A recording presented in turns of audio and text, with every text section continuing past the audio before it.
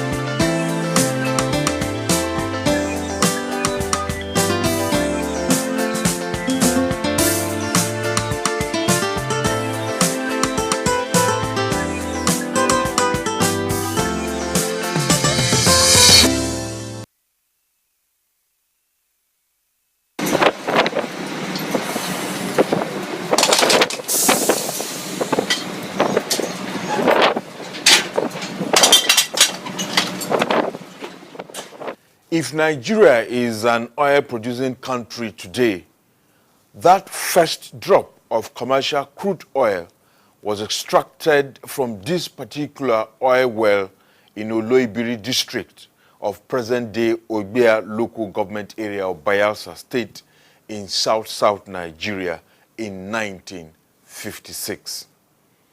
Available records show that prospecting for oil in what became the Federal Republic of Nigeria, however, started 53 years earlier in 1903 by the private British oil ventures that were the first to set out in search of oil deposits even before the amalgamation of 1914.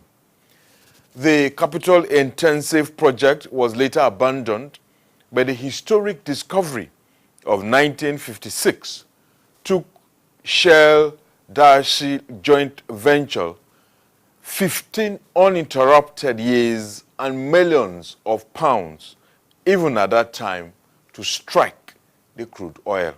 We are at the Oloibiri Oil Well 1 in Otuabagi, Ogbia local government area of present-day Bayelsa State in south-south Nigeria. This is where the country got its first commercial quantity of crude oil. Today, this particular oil well is not producing, but then the history behind it supposes that it should have been a tourist site.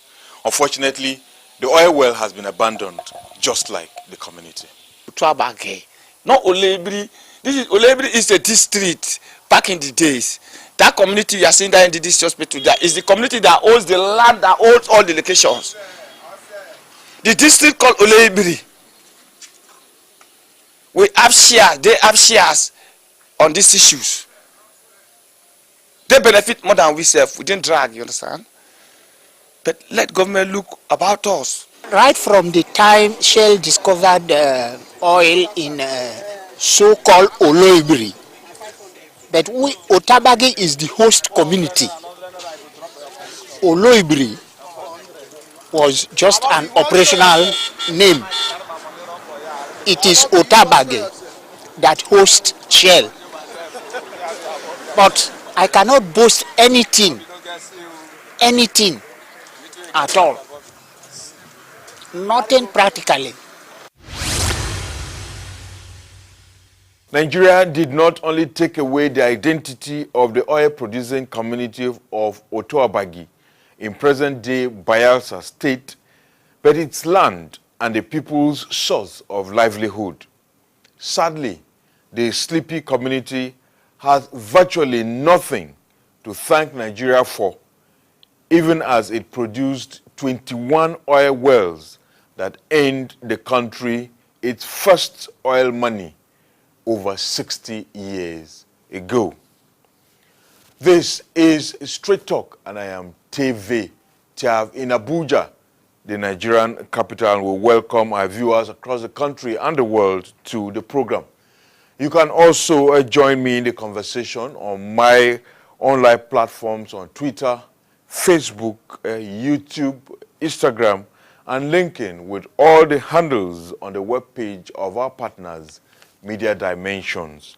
Live, the Nigeria Media Resources Center.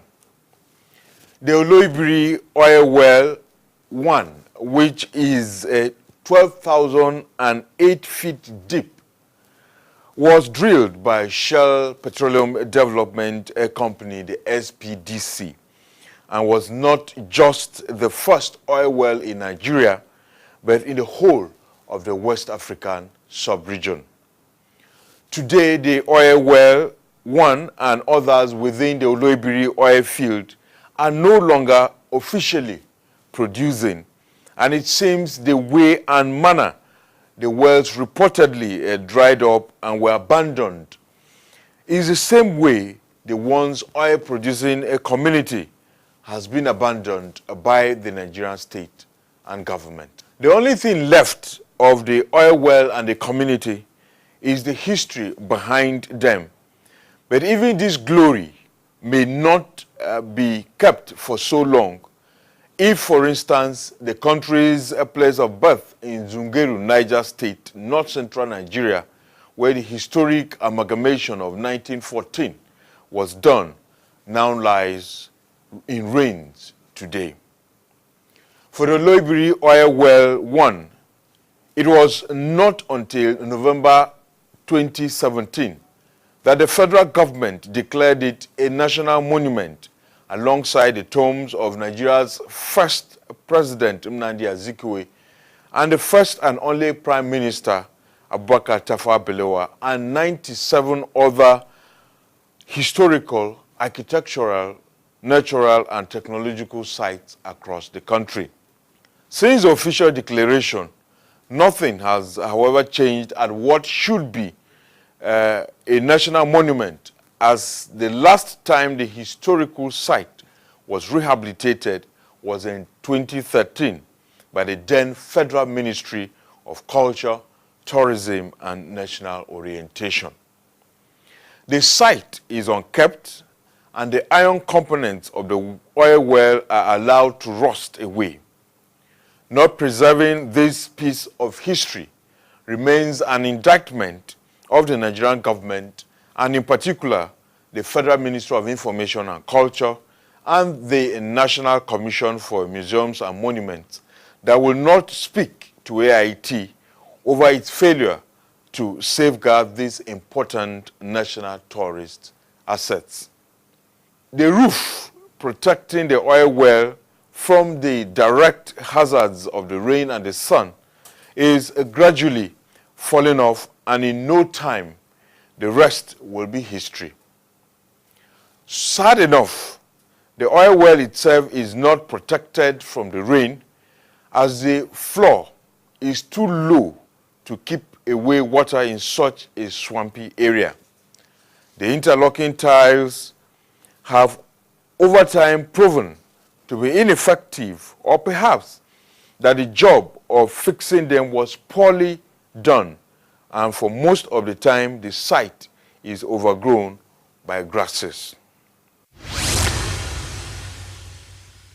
Okay, we've seen Federal Minister of Culture and Tourism, they claim this as a national monument. Why is it so dirty, the grass overgrown, and nobody keeps it clean?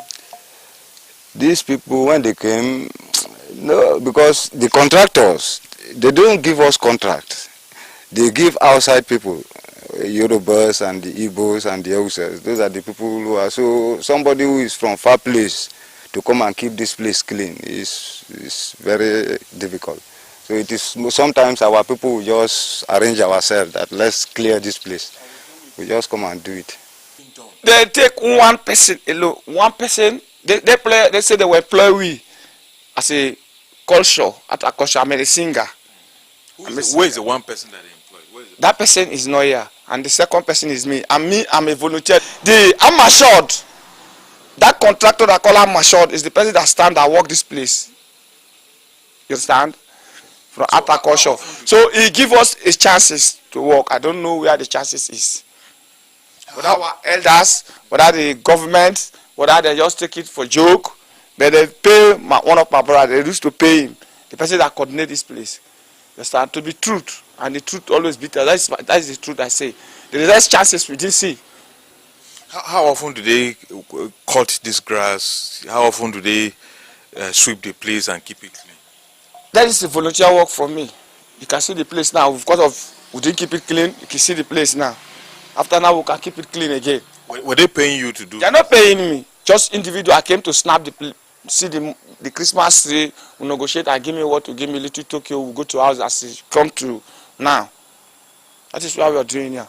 They refuse to conduct the first oil well, conduct the community, conduct the local government. I don't know whether the chairmen and the rest of the people are taking money to eat. I don't know. I can't say anything. I don't know anything about that. But what I'm saying, they refuse to look here. The story of Otuabagi in Oloibiri District of Bayelsa State is that of a forgotten oil-bearing community. Oil production in the Oloibiri Oil Field that had 21 oil wells lasted for only 20 years between 1958, which was 2 years after crude oil was discovered, and then 1978, which was exactly 8 years after the 30-month-old Nigerian Civil War. Available records show that Nigeria extracted and sold about 20.06 million barrels of crude oil from the Oloibiri oil field within the 20-year cycle. The revenue from this sale at the current international oil price of $58.36 is 116.720 billion naira, which is about the total, far more in many instances, above the total annual budget of some of the 36 states of the Federation.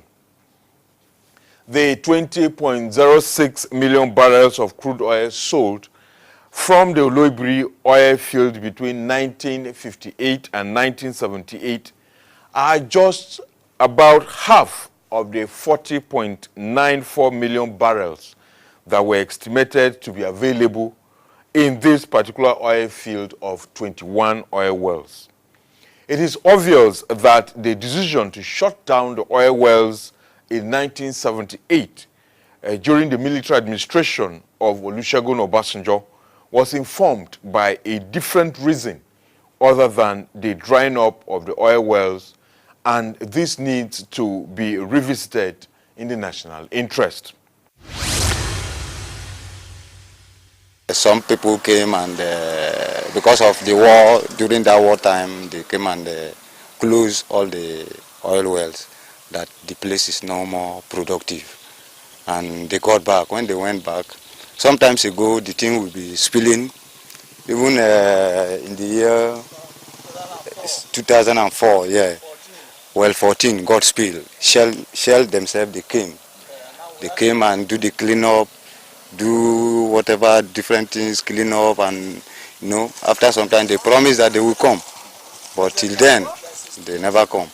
There was one other one at this water side, was even spilling. When they came, they bring their people and they closed, they cocked all of them. But right now, one is still leaking. So that is, you know, a little history I have about this. All of them are functional. All the oils are functional. Now, as present as I'm talking to you, crude oil is in this community. If you want to buy crude oil, we'll give you. If you want to see crude oil, we'll show you. Which is their location. This is location. Crude oil is like in this kind of place. It is polluting now, which is oil is full. That's why we tell the people that they should not come and clear any pipeline, anything, construction of seeing other more wells again. Because the wells, they see 56, 56, 58, this, that, they didn't do anything. So we said they should stop to come and clear more lines. They are looking, seismics are finding other oil wells. They try to come here, we say we have more, 21 locations without no home to say about it, no taxes house to say about it. Is it better? No benefit. Is it good?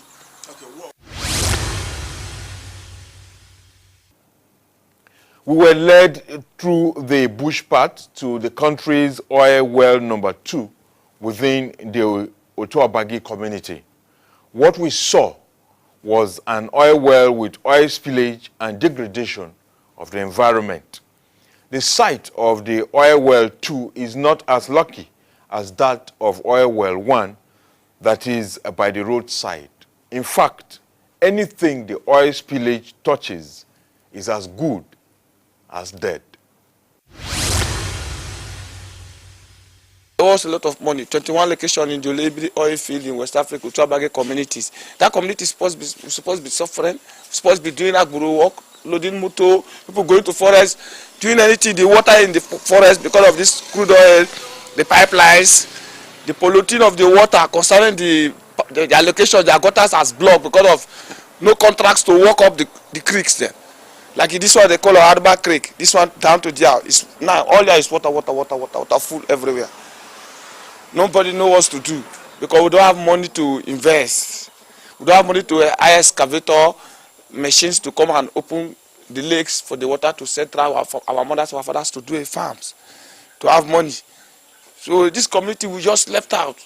We pay people to school because of this money. We do case with Shell again. Who owns oil? We do case to Shell. So we reason our generation. So we are not doing case. For a community that the Nigerian government says is no longer oil producing, thereby stripping it of its oil producing status over 40 years ago, the proposal to establish the country's Oil and Gas Research Institute in its territory could not have been any better. This has, however, remained one of those brilliant proposals that today only but represents a grand deceit for the helpless people of the Otuabagi community.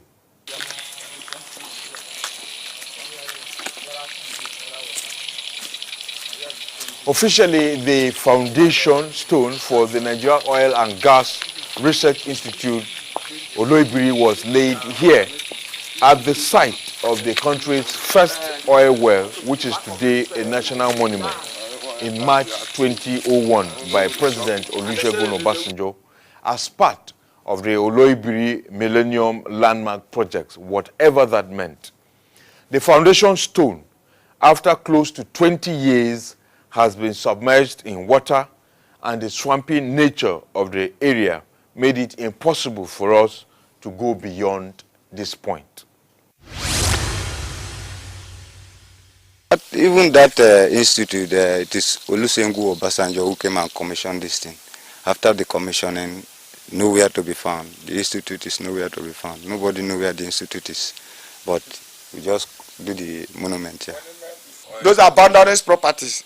I was there, Obasanjo came, I was the one that built this monument with one engineer called Lade from Yoruba. He's the one that built this place. I was the one that worked with him. That 2001 I built, 2001 I worked with this thing. Then do the monument. The foundation was down laying there. Obasanjo came and do the foundation there with a stone. Till today we didn't see no building. That's why I'm saying no touches, nothing for us to say about it. But we see when the project somewhere, say project is taking places, a whole president of Obasanjo say, oh, it's not good luck, sir, came here and press with the coverage it with the trowel and cement. Where is the cement Obasanjo said to buy here? Where is the house Obasanjo said to build here? The institute Obasanjo said to build here? Before good luck, our brother, our father. So we are tired of all these things. It was conceived in 2001 as a $180 million project, an equivalent of 64.8 billion naira. Available records show that the project itself was only presented to then President Obasanjo for consideration and approval in November 2001, 8 months after the colorful foundation stone laying ceremony. This obviously was a pointer to the several wrong things that were to follow. The design of the Oloibiri Millennium Landmark Project was such that it included the establishment of the Oil and Gas Research Institute along with the National Oil Museum Complex, a tourism resort, the Niger Delta Environmental Research Center, Community Opportunities Development Center, and the Petroleum Polytechnic for manpower training and capacity building. However, as we speak, none of these projects has been constructed in any part of Otuabagi in Oloibiri District for reasons only the government knows. In September 2018, we requested the Federal Ministry of Petroleum Resources to provide information on the projects, but till date, we have only received an acknowledgement of our letter from the Office of the Minister of State. We therefore do not have any reason to believe that the ministry is willing or would provide any information in respect of this project. The ministry, which is warehoused in the NNPC towers in the Central Business District of Abuja, the nation's capital, hardly comes clean on issues relating to the sector and the Niger Delta region. It is therefore not surprising that the facts we have about the abandoned foundation stone of the Oloibiri Oil and Gas Research Institute suggest that the ministry is directly responsible for why the project has not been executed since 2001. Why the ministry has over the years refused to directly undertake the construction of the institute and the other related projects, the Nigerian National Petroleum Corporation, the NNPC, has never hidden its lack of interest in the project despite the presidential commitment made by virtue of the foundation stone laying ceremony in 2001. The corporation was in fact quoted in 2017 to have said, quote, "It is better to refine and upgrade the capacity of the Petroleum Training Institute in Warri and the National College of Petroleum Studies, Kaduna, in order to avoid duplication of functions and, more importantly, ensure optimal utilization of funds," end of quote, than spend money on constructing the Oil and Gas Research Institute in Oloibiri. Instructively, the National College of Petroleum Studies, Kaduna, located about 2 kilometers off the Kano-Kaduna Expressway, is also an abandoned project, even though the building has been constructed. The NNPC will, however, not fail to take credit at any point that it solely drafted and presented a bill for the establishment of the National Oil and Gas Museum and Research Center, Oloibiri. The bill by the corporation recommended that the center be constructed and operated with budgetary allocation from the federal government under the control and management of the National Commission for Museums and Monuments. It is indeed difficult to believe and understand how the National Commission for Museums and Monuments will construct and effectively manage a research center or institute meant for the country's petroleum industry. It must be placed on record that in 2012, the Petroleum Technology Development Fund, the PTDF, was to be the executing agency for the project. The fund was established in 1973 to replace the 1964 Gulf Oil Company Training Fund for the purpose of training and education of Nigerians in the petroleum industry. No provision of the act establishing the fund directly mandates it to build schools, but it could obviously explore the clause that allows it to, quote, to maintain, supplement, or subsidize such training or education. The value of the contract for the $180 million project, which is 64.8 billion naira today, was just about 34.9 billion naira in 2012, when the award of contracts for the project ran into troubled waters over which contractors should be given the certificate of no objection by the Bureau of Public Procurement, the BPP. There is no record to show that the presidency of Goodluck Jonathan, who is himself an indigene of Oloibiri local government area of Bayelsa State, where the proposed Nigeria Oil and Gas Research Institute in the Oloibiri Oil Field of Otuabagi is to be constructed, intervened in the impasse at that time.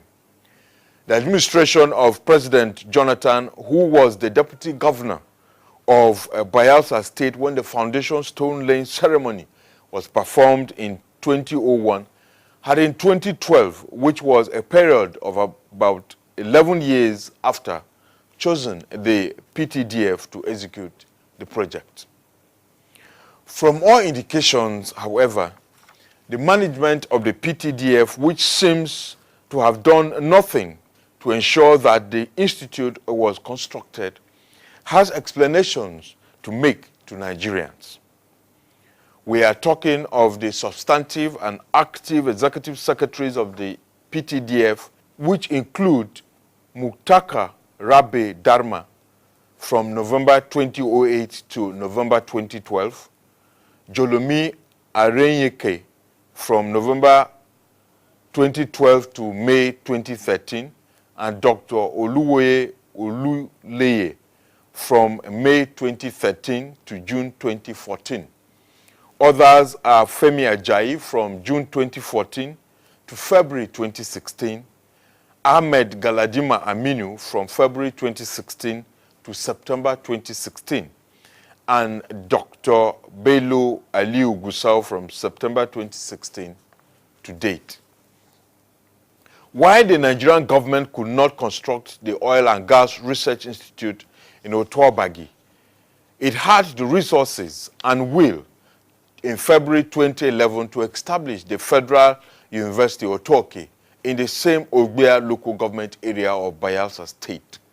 The university was established along with 8 others in states that had no federal universities like Ebonyi, Ekiti, Gombe, Jigawa, Katsina, Kogi, Nasarawa, and Taraba states at the time. Perhaps the Oloibiri Oil and Gas Research Institute, when constructed and completed,